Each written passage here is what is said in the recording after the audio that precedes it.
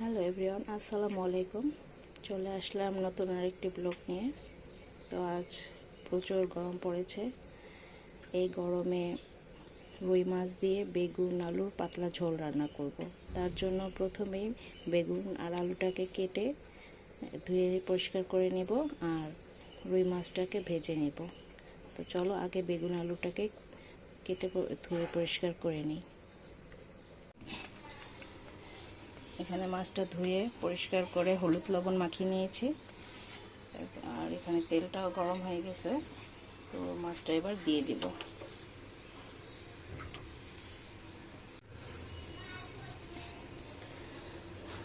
মাছটা দিয়ে হালকা লাল করে ভেজে নেব।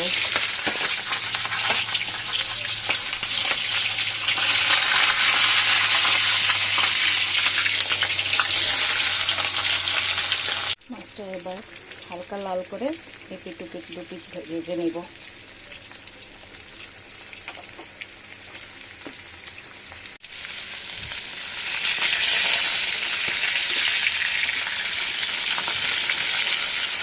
দেখতে পাচ্ছ মাছ এক পিট লাল হয়ে গেছে।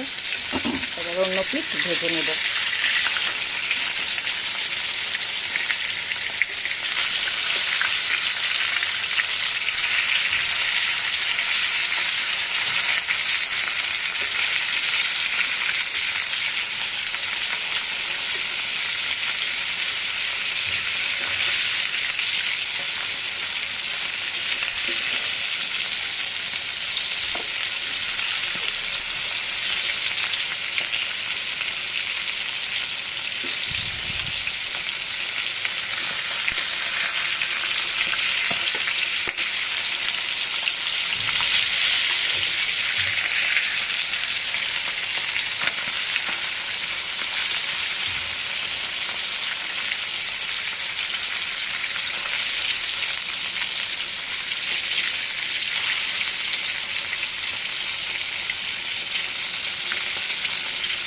দেখতে পাচ্ছ সব মাছগুলো উল্টে দিলাম।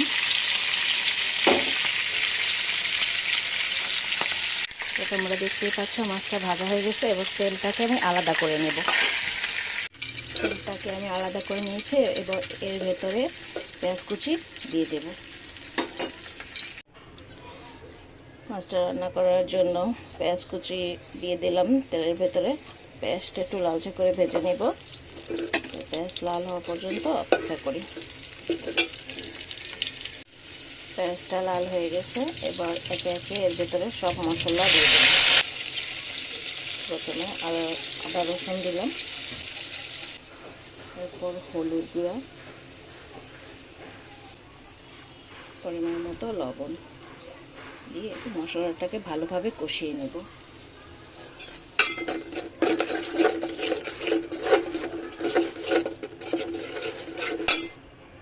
মশলাটা কষানো হয়ে গেছে, ভেতর থেকে তেল ছেড়ে দিয়েছে।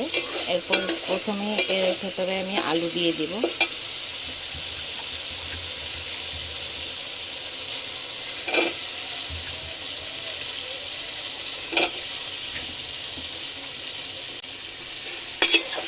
আলুগুলো কষানো হলে একটু সিদ্ধ হলে তারপরে এর ভেতরে বেগুন দিয়ে দেব। হওয়ার জন্য অপেক্ষা করব। আলুটা একটু নেড়ে দিব।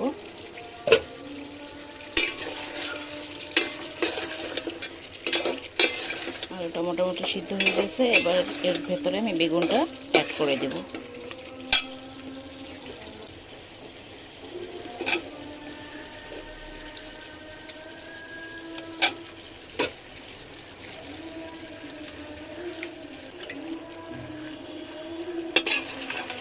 এবার ভালো করে নেড়ে দিব।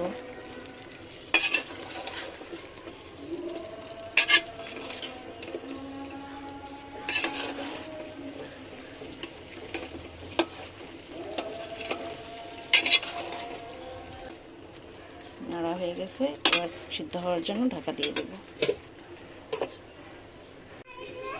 ঢাকা তুলে মাঝখানে আরেকবার আমি নেড়ে দিব।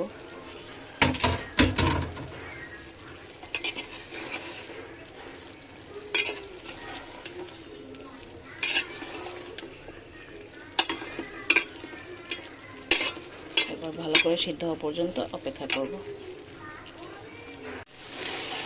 সবজিটা ভালো সিদ্ধ হয়ে গেছে, এবার ঝোলের জন্য পরিমাণ মতন পানি দিয়ে দেব।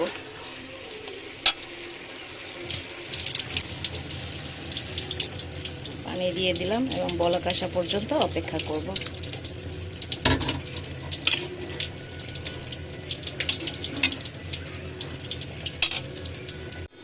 এবার আমি একে একে সব মাছগুলো দিয়ে দিব।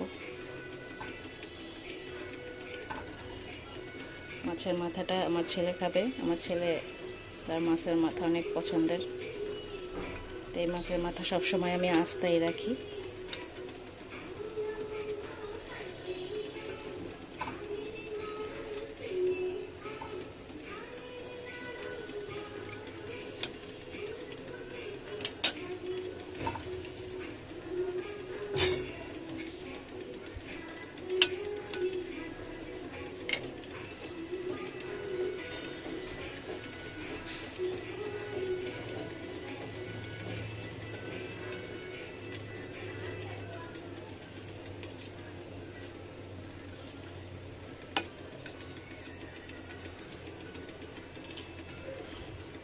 মাছগুলোর ভেতরে মশলা ভালোভাবে ঢোকার জন্য আমি আবার একটু ঢাকা দিয়ে দেব।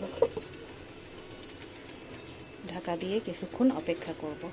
তোমরা দেখতেই পাচ্ছ তৈরি হয়ে গেল রুই মাছ দিয়ে আলু বেগুনের পাতলা ঝোল।